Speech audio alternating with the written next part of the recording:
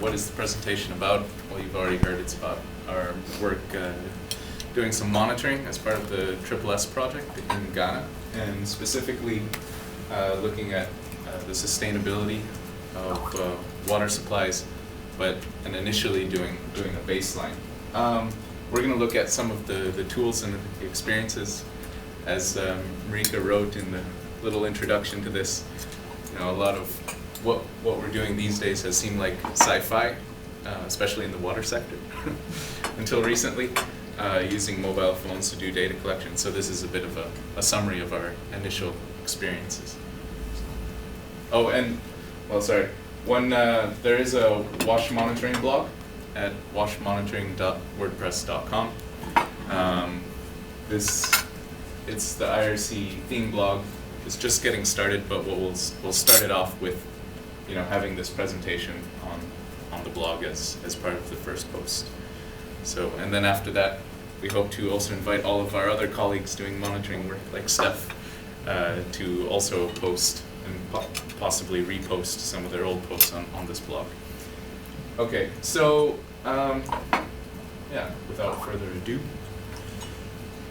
let's go on. Okay, so more or less what we've done in Ghana is, you know, started this monitoring activity, but really for two different aims. One is part of just this ongoing effort to have continuous monitoring at, you know, district, regional, and national level on rural water supplies. And SSS is working in 3 pilot districts, so we focus then on, you know, getting this going in these 3 districts: West Sunyani, Akachi, and East Concha. And the other reason is really to see how our program is affecting, let's say, progress in the district over time. So, you know, just to monitor levels, even to understand what is the impact of monitoring information on service levels. So part of it is, what is the impact of monitoring information on service levels, and part of it is, you know, what additional interventions have we done, and can we see a difference over time? And yeah, so in both cases, it is about, you know, identifying corrective measures, and for the program, adjusting program activities accordingly. All right. So what are we looking at? We're looking at functionality. Well, not everybody, but many people have heard of, you know, baseline mapping of the functionality of systems, rural systems, often hand pumps and pipe systems, sand pipes. And what we've looked at is levels of service, in particular the quality, quantity, reliability, accessibility provided by these systems. And in the case of Ghana, accessibility is meant to be crowding and distance. So we're also looking at some other indicators which we thought were important for the sustainability of rural water supplies. And it's not just that we thought it was important, but it's also part of the guidelines in Ghana. And those indicators are around governance and management, financial management, operations, and then also support provided to community-based service providers. Yes, so as I mentioned before, the indicators, did you want to present this, Marieke? Or? Sure. Yeah? Well, I think Marieke can best. Go ahead and stand up, I'll do the... Okay, so basically, how we develop those different service levels and sustainability indicators was by looking at the national level standards and the national guidelines. What are those national standards and guidelines saying about what should be in place in order to have sustainable services? And then we converted that from that we developed indicators. We developed them, but then also presented them and discussed them in different fora, in a meeting with the CWSA, the main agency in Ghana, but also the National Level Learning Alliance platform, where a lot of national level stakeholders come together to discuss on issues in the sector. So the indicators were there presented, discussed, and based on that we refined them. And then after we had refined indicators, we developed data collection questions So we came to develop questionnaires, surveys, in order to get information to be able to score the different indicators. And that's, so this is just an example of one of those indicators, or how that we develop those indicators into questions. So one of the indicators is a well-qualified, trained and experienced gender-balanced Watson is in place, Watson committee. So that's the indicator, that's something that should be in place. So if we go to the next step, then we developed a scoring table. We looked into what do the national guidelines, what do the national standards say about what is a well-qualified Watson committee, what does it mean well-experienced, what does it mean trained, etc. And then based on that we came up with a scoring table. So 0, there's no Watson committee, 100 is the best situation, there's a Watson committee, its composition is in line with the guidelines, and it is regularly retrained.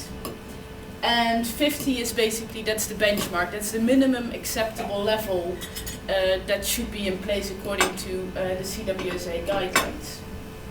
So then in order to do that scoring, in order to do the scoring of those indicators, we've come up with different questions for which data needs to be collected, and based on the answers of the questions you can easily do the scoring of each of those indicators.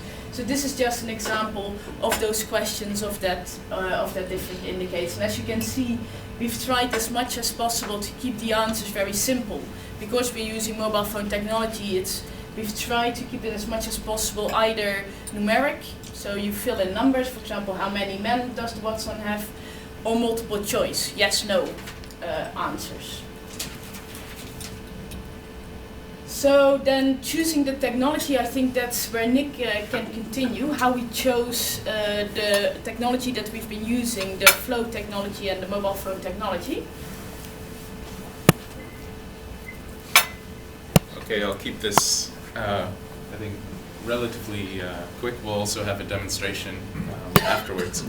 But more or less, we looked at technology, and we were thinking about different steps in, let's say, the monitoring process, from data collection up to, let's say, reporting and visualization. And there may be different technologies we want to use for these different steps, or maybe multiple technologies. Some of the things that we looked at were the cost involved, the ease of use, how easy it is to set up interoperability. It's a long word, but it basically just means, can you use this system with other systems?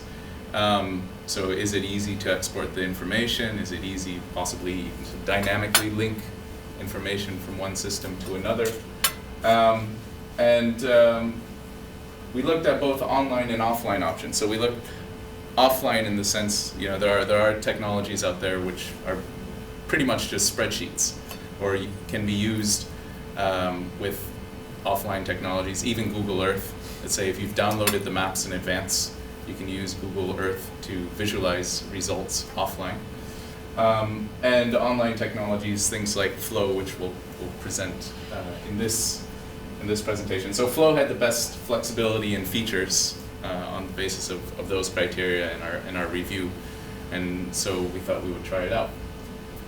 So the reason specifically for Flow was it was pretty easy to implement our own surveys. So we already had our ideas of what we wanted to collect and how the scoring would work.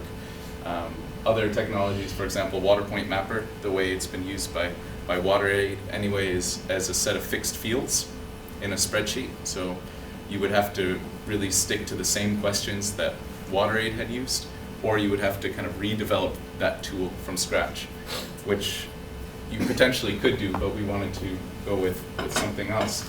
And then in terms of organization, it was interesting because the data is stored centrally on a server, and people can access it from different places.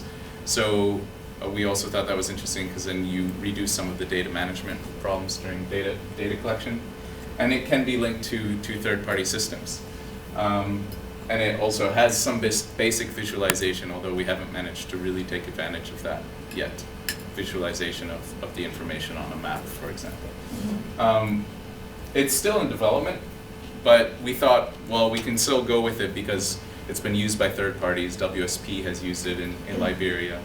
It's been used also in non-water sector scenarios like tracking fish trawling, or you know, and yeah, I mean, just very different situations. So we thought, you know, let's give it a shot, and we know the people involved, so let's just try it out. So the first step pretty much was to design our surveys online. So more or less, we, as Marieke mentioned, we had to change a little bit the questions to make it slightly easier to do with the phone interface. We preferred using multiple choice questions when possible, and then you can also have an other field where people can type in the answer. We were collecting pretty much, you know, multiple choice information, numerical information. For example, how many strokes did it take to fill the bucket?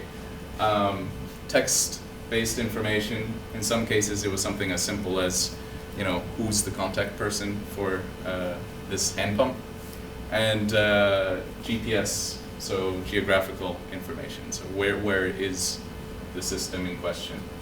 And then, you know, we also kind of documented the time and difficulty involved in when we tested out the surveys in the field, and on the basis of that, we adjusted again the questions a bit. And it, you know, it's been interesting to see also how quickly people pick it up, but yet we always realize afterwards that there are some things we missed in the training. So part of what we've documented this time is also how can we do training better in the future. Data collected. So we collected, quite a lot of data in our different regions. We have 296 hand pumps and 258 Watsans. Those are the committees that manage these hand pumps. So almost one per hand pump. But there were some interesting results there. 28 pipe systems and 24 more or less water boards which manage the pipe systems. So, yeah, the reason we chose Flow again was because we thought it would reduce our data management problems. Because we centralize it in a server, the information was being automatically updated to the cloud. Let's say to the sent to the internet via mobile phone networks. So more or less, we had to buy SIM cards, you know, and put them in the phones, ensure that everybody had credit, or there was some way of ensuring that everybody had a data connection during the whole exercise. And and then after it was put into the server online, we could see the information and also export it when we needed to for cleaning and analysis. In the future, we would like this online database to be linked to the national monitoring database, which in Ghana is referred to as DIMES. I think Marieke will show us how then we use the exported data. Data, basically, when all the points are submitted, this is what the raw data looks like in Excel. So you can download your complete data set, and then you can start doing your analysis and by using pivot tables. So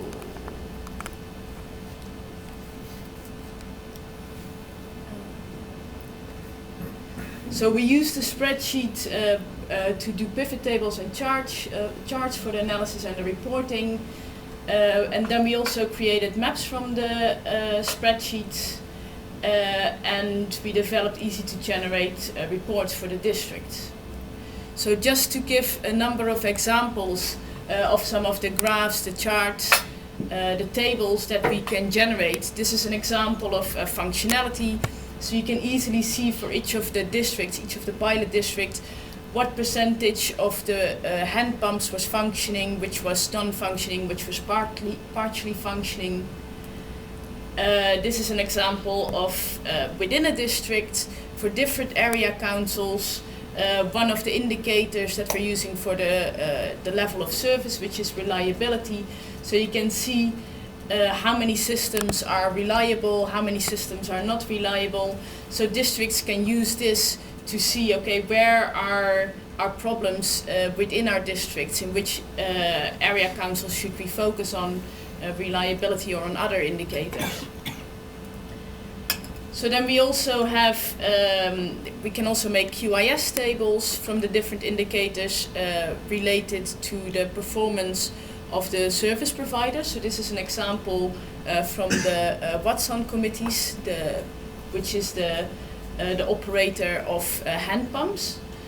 So you can see it's the same table as I showed before, but now with also the results. So with the frequencies of how many, for each of the districts, how many Watsons scored 0, how many scored 25, how many scored 50, and then you can see that in general they scored 25, so below the benchmark. So you can do this for all the indicators, see where the problems are and take corrective measures accordingly. But also you can use this to check changes over time and to see whether interventions that we're doing are having impact. And then we can also, because we have a set of different indicators, we can also show those different indicators, or the average values of those indicators, in the form of a graph like this, in the form of a spider diagram.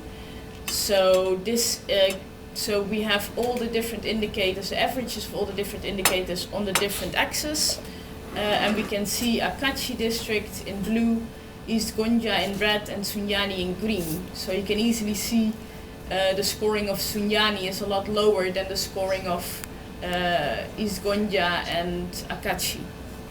So in this way you can easily visualize findings from the surveys. And then we can also, because we collected georeference information, GPS data as well, we also can present it into maps. So if we go to, let me go to the map, so we've linked that to Google Earth. So then you can, so these are all the systems, for example, in the Sunyani West district. So we have the different systems. The donut ones are the hand pumps, the square ones are the pipe systems, and the rectangular ones are the standpipes belonging to the pipe systems, connected to the pipe systems. The colors indicate whether they're functioning or not. So red's non-functioning, green is functioning, and yellow is partially functioning. So we can also do that for other indicators that we've collected information on, for example, on reliability. So now instead of having functionality, we have the reliability of the different systems. So in this way, a district can use this information to easily see where are the problems and where are corrective measures needed.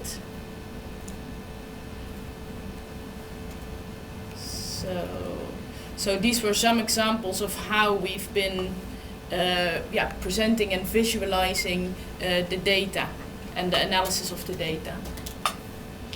So Nick, back over to you.